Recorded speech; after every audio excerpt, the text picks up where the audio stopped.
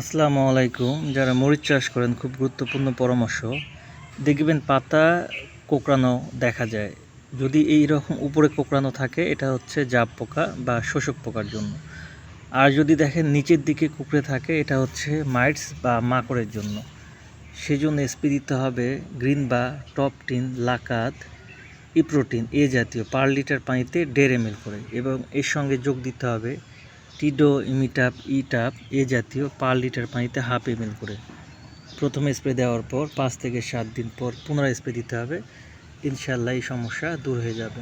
তবে মাঝে মাঝে আপনি অবশ্যই চিলেটের জিঙ্ক পার লিটার পানিতে 1/2 গ্রাম করে স্প্রে করবেন।